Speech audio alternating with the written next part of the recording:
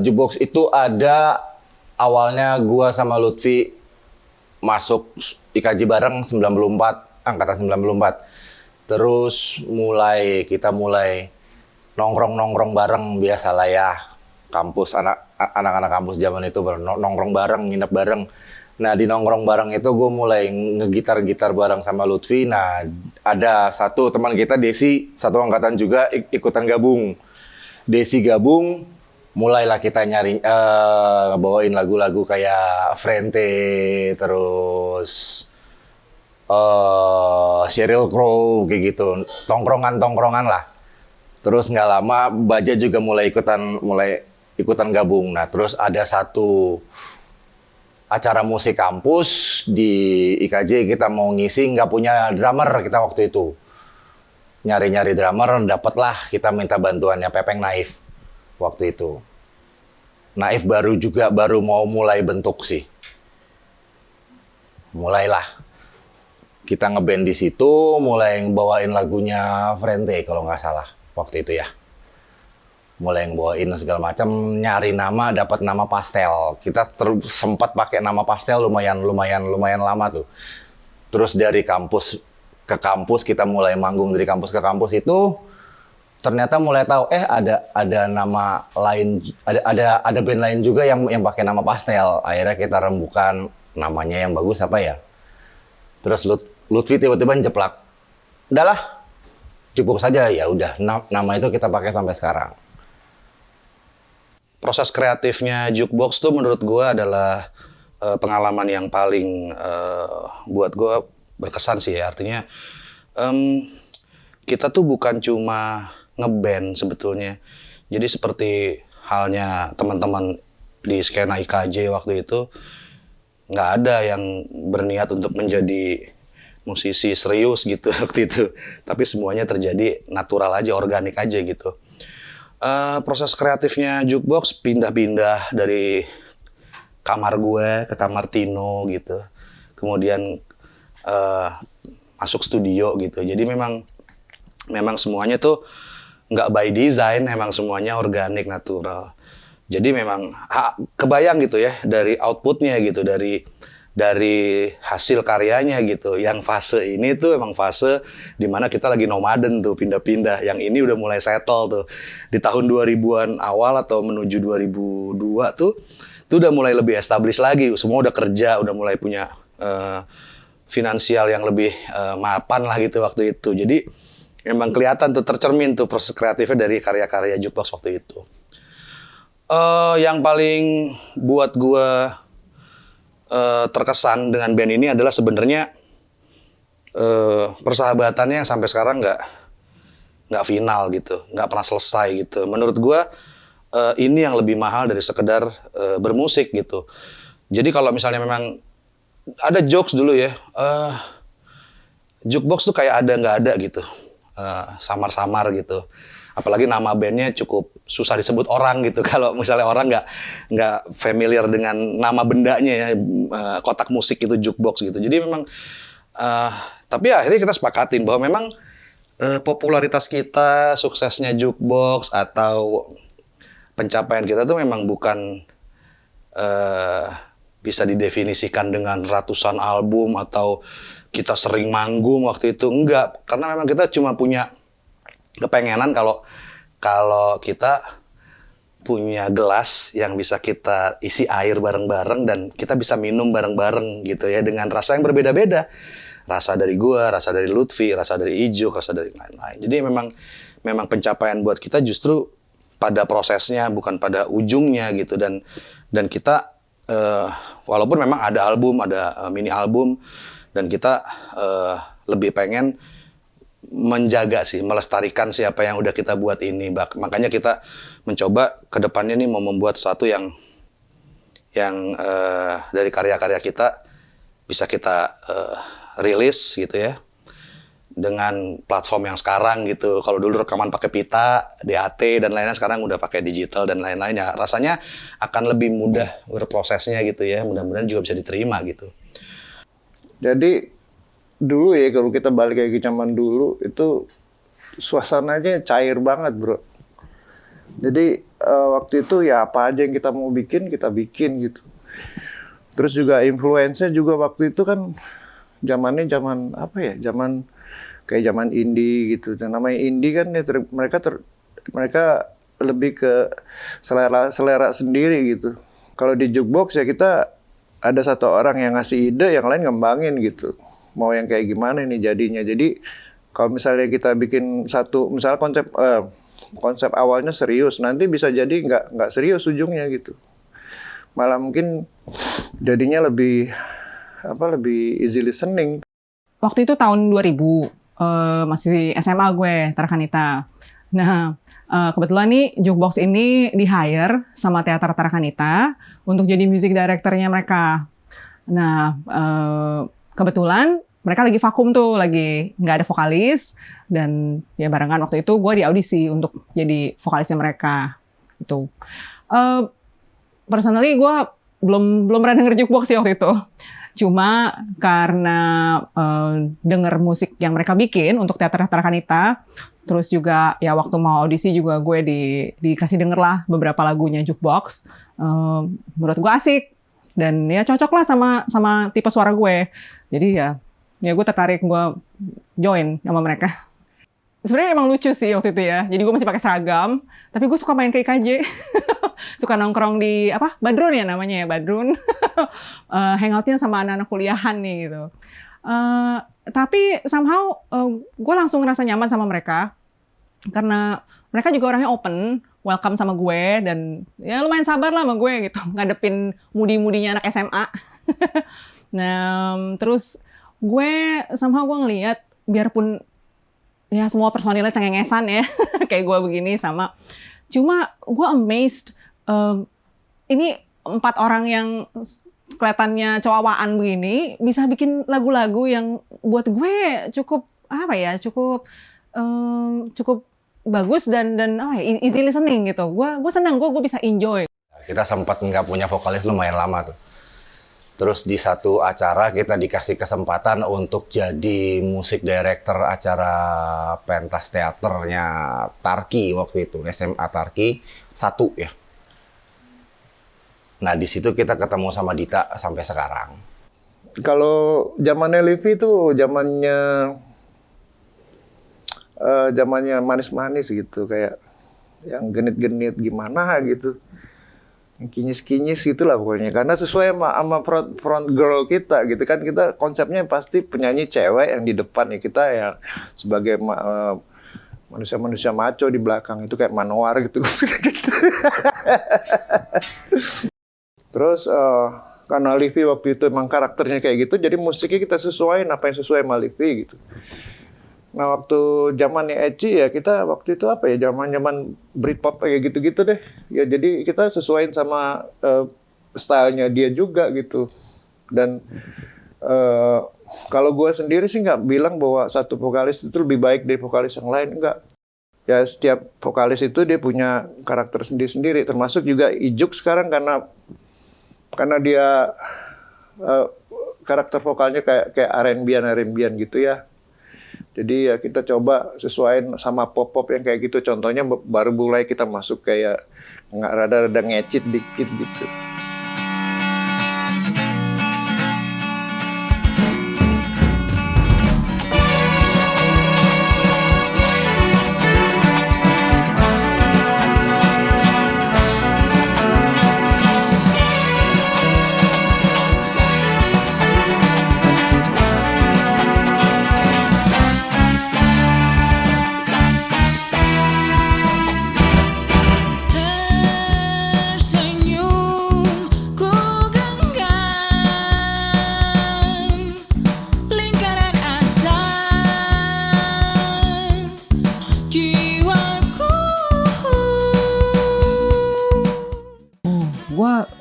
To be honest, gue lupa juga ya waktu itu lagi suka apa ya. Basically karena dari kecil bokap nyokap gue emang senang musik, senang denger musik. Jadi kayaknya gue kebawa-bawa aja ya. Kayaknya basically apapun gue nyanyiin lah gitu ya.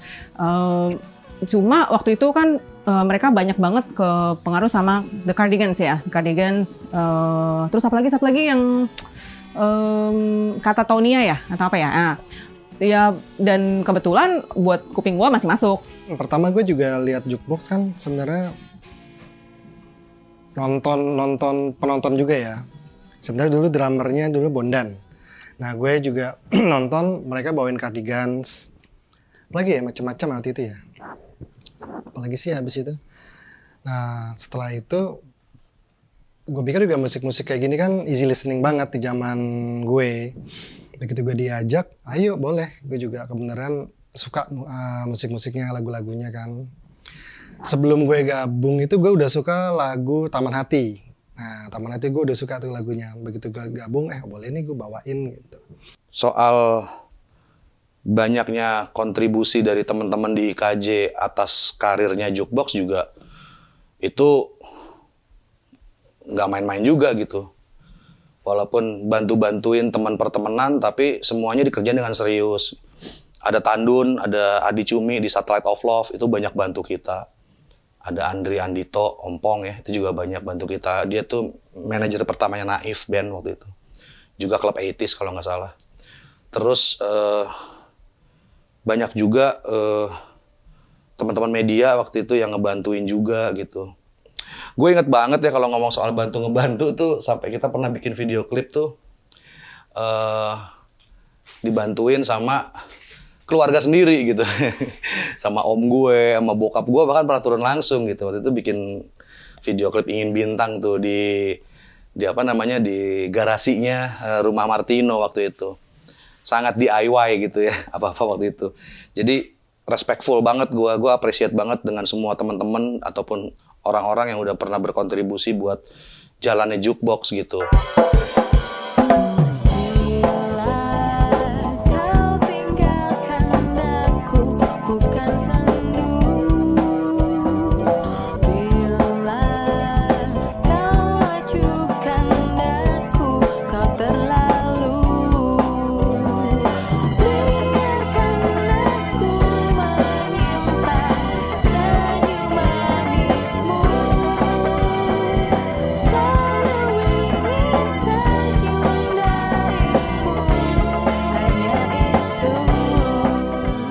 Sebenarnya gue main musik itu kan yang pasti prinsipnya senang-senang ya. Jadi apapun jenis musik yang gue suka ya gue coba enjoy. Nah, Jukebox itu kan juga kan musiknya sebenarnya easy listening ya. Awalnya kan indie ya, Britpop gitu kan. Kebetulan juga kita waktu itu ada di scene indie awal-awal. Nah kita tuh main di situ.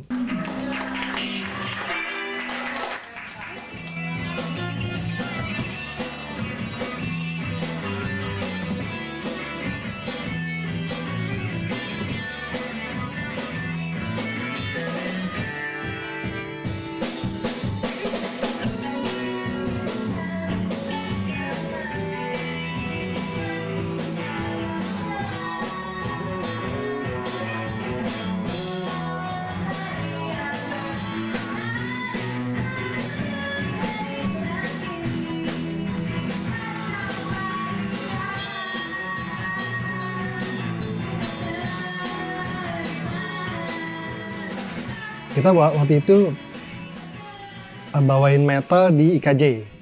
Lagi acara, gue lupa, bukan bakar-bakaran sih. Gue lupa acara apa, pasti udah tahun 2000-an ke sini ya. Waktu itu Ijuk sempat protes. Karena pas lagi kita akhirnya, ini kayaknya seru deh kalau kita bawain metal, Ijuk yang langsung yang, ya gue udah jauh-jauh ke sini, masa nggak nyanyi gitu kan. Udah nggak apa-apa Ijuk ya. Kita bawain metal ya. Cuman ya juga akhirnya ngerti. Akhirnya kita bawain metal, bawain Anthrax. Sama apa ya satu lagi ya, gue lupa. Pokoknya fun lah. Terus teman-teman yang lain juga ikutan naik ke atas panggung kayak Batman ya kalau nggak salah ya. Batman, Jimmy itu pada naik ke atas. Wah, udah have fun. Pernah kok. Sekali lagi gue lupa, tapi satu panggung pernah kita bawain tapi gue lupa. Itu selipan aja sih. Kalau nggak salah Sepultura deh.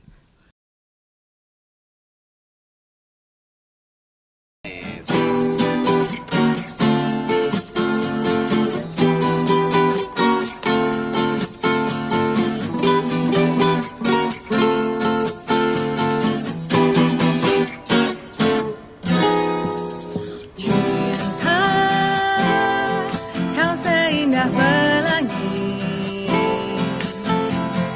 kau bawa daku melayang di awan.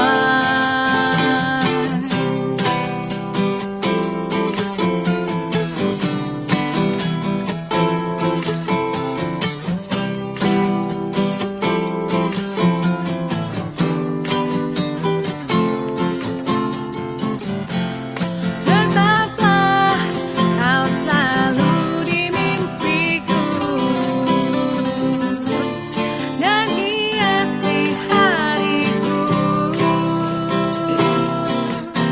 sampai nanti kau bawaku ke sana, ku rasa bahagia.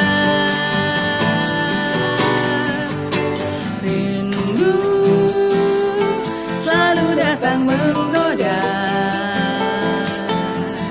ku ingin selalu ada di dekatmu.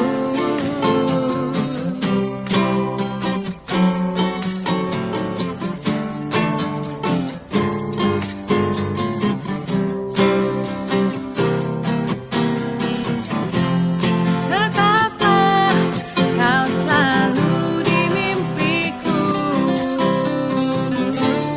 dan hiasi hariku sampai nanti kau bawaku ke sana, ku rasa bahagia.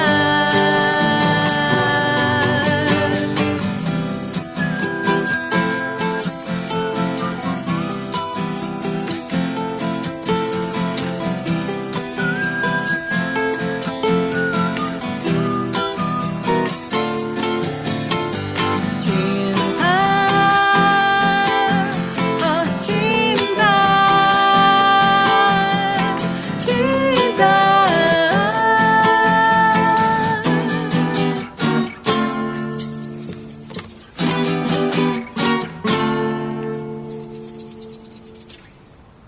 Cinta seindah pelangi yang selalu menggoda hatiku.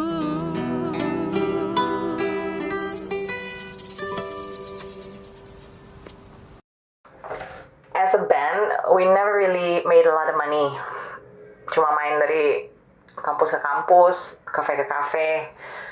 Uang bayaran manggung paling cuma bisa buat bayar sewa studio latihan sama buat beli nasi goreng. Tapi gue selalu enjoy. Zaman belum pada punya mobil, kita sering patungan naik bajai berempat, bawa gitar 2 pula. Gue kesian banget sama abang bajainya, mukanya udah sepet banget. ini priceless banget deh, gue gak bakal lupa. Belum ngibulin bonyok gue, bilangnya mau nginep di rumah Martino, padahal kita ke Bandung rekaman. Ya nggak apa-apa ya, yang penting kan kegiatannya positif. Kayaknya waktu itu tiket keretanya dibayarin deh sama Baja. Gue masih ingat pagi-pagi, masih ngantuk, mesti naik angkot ke studionya Richard buat rekaman. Wah, intinya ada beberapa hal yang gue seselin dalam hidup gue. But jukebox isn't one of them. I'll do it all over again. Yeah, well, minus take vokal ya. Kita masih berteman sampai sekarang. Udah berapa? 23 tahun ya. Sampai punya pasangan, sampai punya anak, sampai beberapa dari anak kita udah mau remaja, udah remaja mungkin. We're friends for life. And I'm very, very grateful.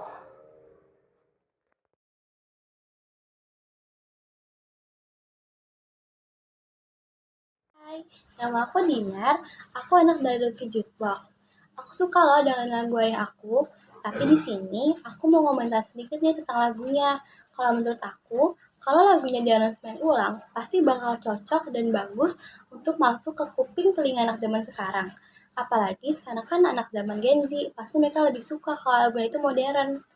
Apalagi ini kan lagu pop groovy, pasti masih relevan di anak zaman sekarang. Dan kalau audionya diolah ulang, didaur ulang, pasti bakal lebih fresh. Karena nggak bakal ada suara-suara kayak kresek-kresek zaman jadul gitu deh, menurut aku.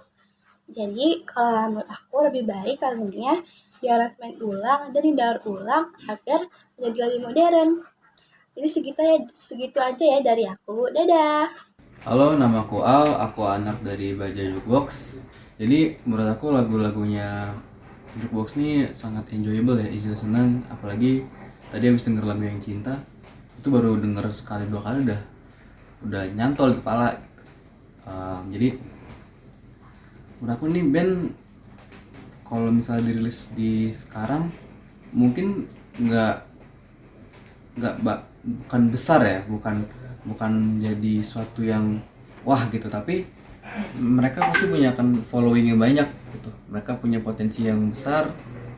Jadi aku sendiri pun juga berharap bisa dirilis di Spotify gitu karena beberapa lagu mereka yang enak ya. Semoga kedepannya band Jukebox bisa keluarkan lagu di Spotify. Terima kasih, sampai jumpa teman-teman. Menurutku lagunya bagus, enak kalau didengar. Terus musiknya, temponya juga bagus, asik. Dan nada-nadanya itu juga pas, enak kalau didengar. Lagunya itu nggak bikin bosen. Jadi nggak bosen dengerin lagunya itu berulang-ulang tuh nggak bosen. Aku suka sih semuanya, bagus dan enak, pas. Itu aja sih dari aku. Bagus, good.